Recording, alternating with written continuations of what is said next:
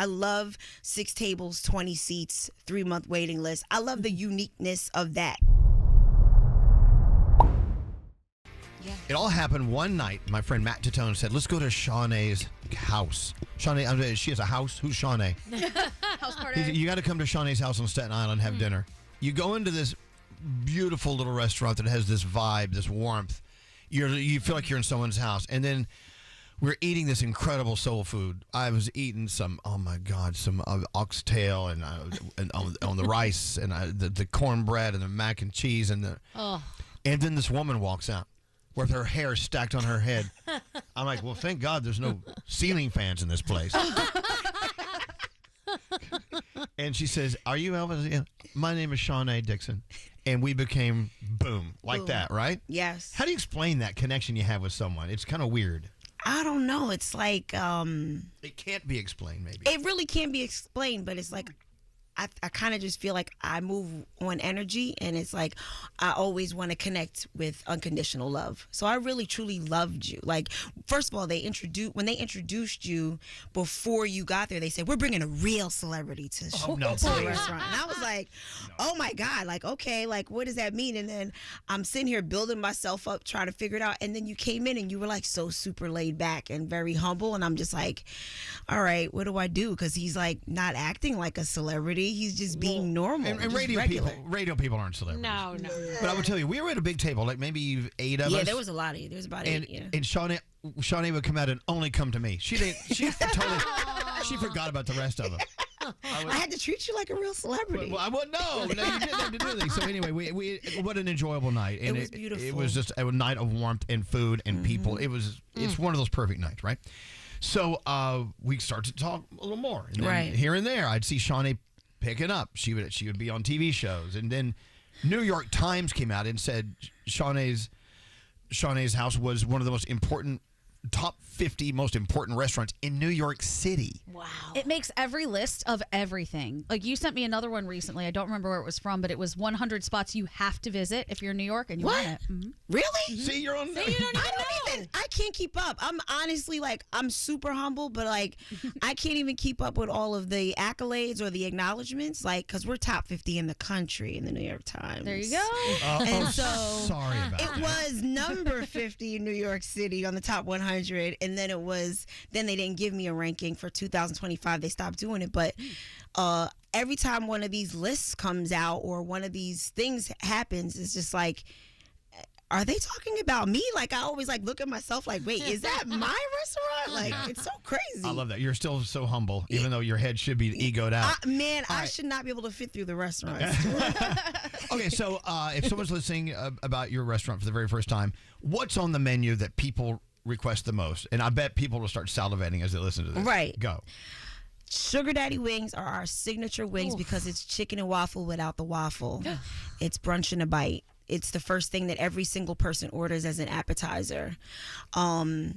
Oxtail with jerk chicken rice would be our second. Sweet potato cornbread with sweet potatoes on top is considered our first chef's kiss dessert, and you eat that before you eat anything. That's the first thing that comes out. My macaroni and cheese is better than your mom's, and it's super top tier, and I get a lot of attention from my collard greens because they say that the collard greens taste better than anybody's they've ever eaten before. Wow. So that's a taste of a taste. Every single one of those things sounds amazing. Right? Damn. You know, and everyone listening across the country right now, they have that one restaurant in their town, I hope, if they're lucky enough, that is the joint. It's the place where people go to do more than just eat. Right. It's not about cramming food in your pie hole and sucking it down and then burping and leaving. It's about a vibe, right? Yeah. If you have one of those, like a Shawnae's house, hold on to that. Support it. Otherwise, it may go away. Yeah. How impossible is it to get in there now? So I'm like at roughly 3 months waiting. Wow. Man. It keeps pushing every single time that somebody features Bon Appetit. Anybody features me, it's just like it just keeps pushing the list back, and I get calls, text messages, DMs, instant messaging every single day. Multiple people asking, how can I get past the list and get in?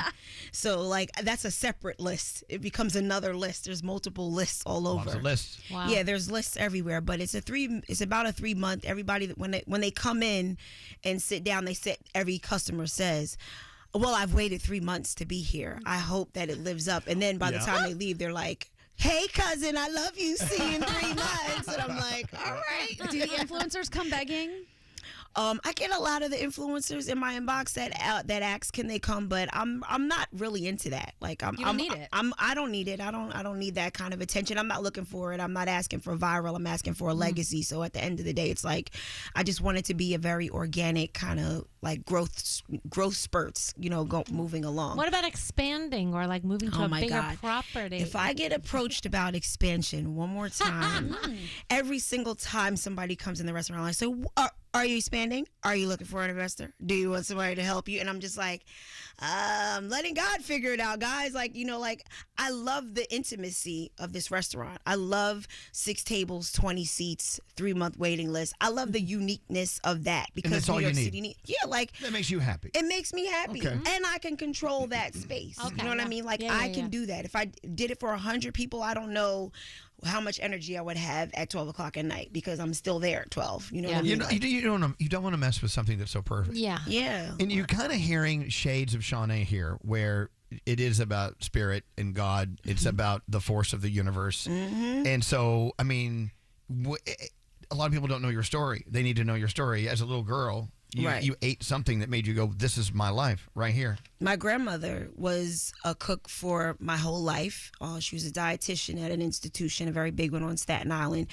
And she wrote multiple cookbooks. And so I stood under her tutelage for my whole, as a young child I can remember maybe about 9 years old, being in the kitchen and watching her roll meatballs and cook chicken wings and smother stuff and make biscuits and all that kind of stuff. So it was like always me wanting to figure out, is that what makes her happy? Because the 19 of us grandchildren running around, tearing up, breaking stuff, asking for food all day long, she's not losing her hair, like she's still fine. So like I figured out that it was like therapy for her, to be able to raise her family and see everybody and help people come together and gather. And so I was in love with just the experience alone. That's what made me want to follow my passion for soul food. And like, I can taste Graham's gravy every single time that I make it when I put it over my smothered turkey wings because she taught it to me over the phone in 10 minutes. And so it was like, Shawnae, if you don't get it, you ain't got it. And so it was like, all right, I'm gonna get it, Graham. And so like making that gravy was like making sure that it's like an ode to her, because it's just like for her to take time out. She never really wanted to talk on the phone. For her to take the time out to teach me that over the phone, I needed to make sure that I mastered that. So that's on my menu in my restaurant, is to make sure that I put that there for her. You know what I mean? But food is my life. It really is. And it's not something that I indulge in all the time. I don't even really eat the food.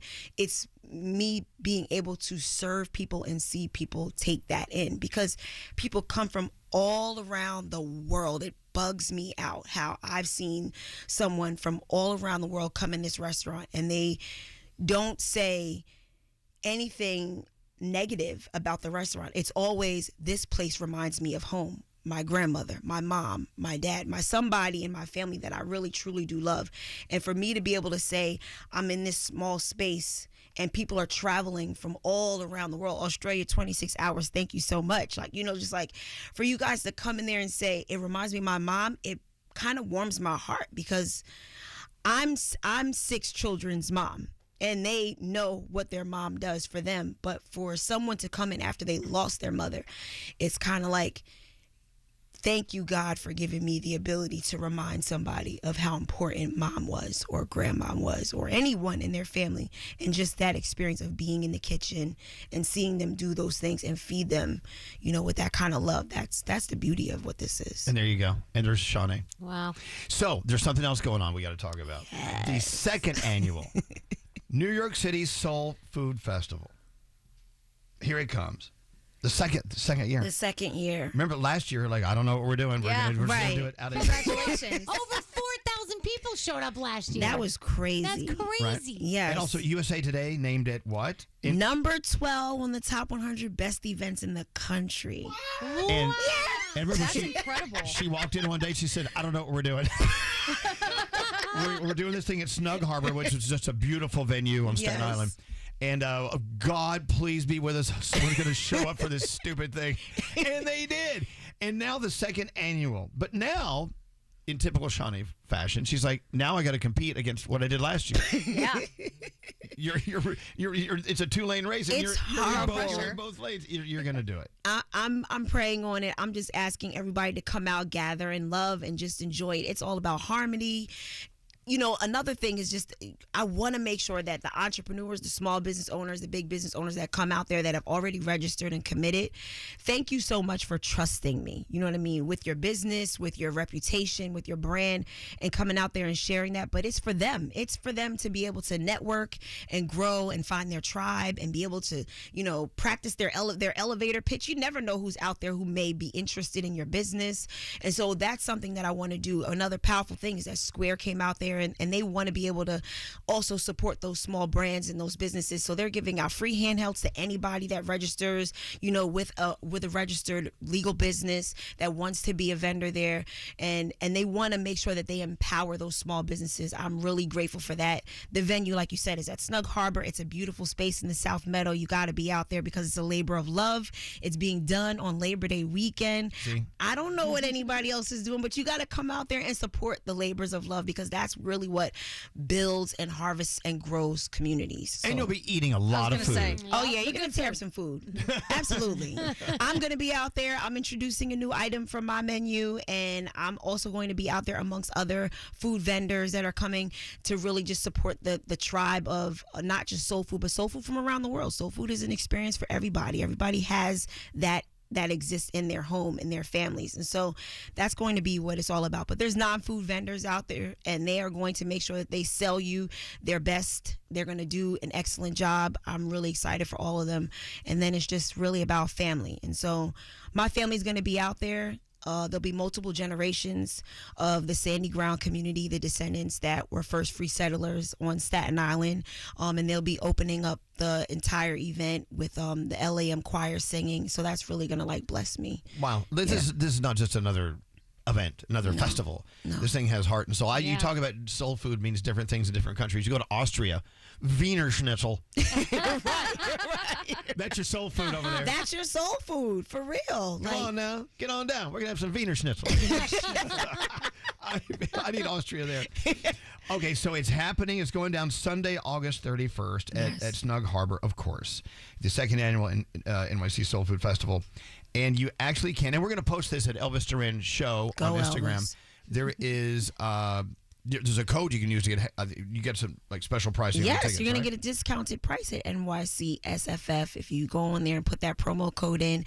You know, you're going to come in and you're not going to have to pay full price. And I think that you should do that too because I want to make sure that I give people an opportunity to come in. Yeah, you got to go to this thing. Yeah, you have to come. Absolutely. What else are we doing that weekend? I don't know.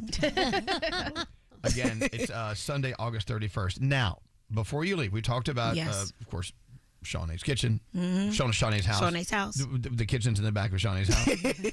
We've talked about the food festival. And by the way, keep watching Elvis Duran Show on Instagram. I think all the information for your discounted tickets coming up any second now. Abby's working on it. Yes, thank you, Abby. I know we only have a few minutes. Let's go. But I want you to tell the story about the historic Sandy Ground. Okay. This is my favorite story. This is how I first met you. From how your family was involved and a part of Sandy Ground. Go. So I have perfected this because I say this to all of my customers. I'm an 8th generation direct descendant to the first free African American to purchase property on Staten Island. 1799, my ancestor, Captain John Jackson, traveled from Snow Hill, Maryland to Staten Island and purchased the land after settling there and kind of feeling like it was a vibe in 1828. He built my church, Rossville AME Zion, in 1850. It still has an active congregation. Still to this day, we are the oldest community inhabited by its original descendants in the United States. And it's a registered stop on the, it was a documented stop on the Underground Railroad. My ancestors were the first farmers, first oystermen there, opening up all of the first nightclubs, restaurants, oyster bars, and land transportation. They inspired the ferry system in between Staten Island and New York City because Captain John Jackson owned his own vessel, would go into New Jersey multiple times, picking up Harriet Tubman. Harriet Tubman would bring in groups of, slaves that she had carried up to the north in search of freedom, and then he would bring them back to Staten Island. When he would bring them back, Harriet Tubman and him would chill at his house where my grandmother was actually born, and then he would take Harriet Tubman back into New Jersey and let her travel back down south. Well, hold on. Chilling with Harriet Tubman. Yeah, chilling. They're just like drinking smoke. What do you mean? Okay, please keep going. I just had to point that out. And so, that beautiful history, that legacy, is powerful because my ancestors did that. They are buried in the cemetery that's there on Crabtree Lane. My family still owns a lot of property that's there, and now me being an 8th generation direct descendant, having 6 children, 9, having a granddaughter who's 10, I am the first to receive 2 stars in the New York Times, in history for any restaurant on Staten Island, which means you just sent that thing right on up through the bloodline so that I would be able to be the first to do something so that legacy would keep moving and keep doing things. And I think that that's like super powerful for Staten Island because people don't believe that there is diversity and culture and Black history on Staten Island, and we get recognized and in the forgotten borough, we're always remembered for being something very negative. But what I want to do is erase that narrative and change it to what is really positive and beautiful about Staten Island. You haven't told my favorite story about Sandy Ground. Which one? About how people came in and had to burn the crops down and run everyone. This is right. So this has so much Elvis meaning. is the piece that Elvis likes. So, my ancestors were farmers, but they were oystermen first. And when they came there and they were oystering, our counterparts came in and they poisoned that water so that we could no longer oyster. And those oyster bars were kind of like suffering a little bit. But because we were farming, the farming was growing. And we were growing sweet potatoes, asparagus, blueberries, and strawberries. And when they figured out that we were still prosperous and still growing our community with these really beautiful, vibrant farms, they came and they burnt the land. Now, we had 2 names. We had Harrisville is how it started. They named us kind of like Little Africa because it was an all-Black community. And then when they figured out that farm was still working, they burnt the land. And when they burnt that land, what happened was the ground became extremely sandy and nobody knew that anything was going to grow because it was all burnt up. But what happened was the strawberries grew up out of the sand and flourished, and my people stayed prosperous and kept us in the game. And those strawberries carried our family's legacy out. So the strawberry represents what Sandy Ground is, which is pretty much like resilient from what somebody would do to try to destroy us. It made you stronger, though. It made us much, much stronger. And also much more excited because we didn't lose any vigor. We were having more children. Captain John Henry's family was very vibrant and having lots of children. I don't know if it was the strawberries and chocolate. I don't know. But, there was babies coming out of that. There was things growing. The community was growing out of that situation. And it took us all the way up until today. Today we're standing on business on those strawberries. We're standing on business on that burnt land. We're standing on business on that oyster bar. We're standing on business on him traveling up here and purchasing that land. And then my mom just told me, my mother's birthday is August 31st. Happy birthday then, Mom, because I won't be able to say it to you on the radio.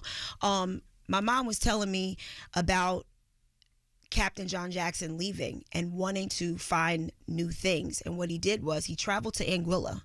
And when he traveled to Anguilla in the 1800s, he went and established Sandy Ground Anguilla. And then he established Sandy Ground St. Martin because it's a straight shot from Anguilla. And then he came back to Staten Island and passed and was buried there. Wow. So there's 3 Sandy Grounds in the world, and 2 of them are in the Caribbean island where my people are. Do a search for Sandy Ground, Staten Island, and watch it take you around the world. And I'll tell you what, you take us around the world every time we eat your food and we talk to you.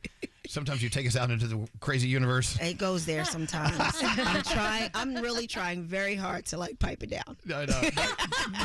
Don't you ever. Don't you ever pipe anything down. I know. Oh my God, that would be such a disappointment. I know. Don't trying. do that. I'm not. I don't want to do it. Look, you can burn her down all you want, but her strawberries will come back sweeter than ever. I know that's right. We love our Shawnae Dickson. Again, the second I love annual. y'all. Thank y'all so much. Get to the festival, you guys. August 31st, 12 to 6. Please be there. Get your tickets. NYCSFF. Please get your tickets in a discounted price. I want everybody to be out there gathering in harmony. Staten Island is live.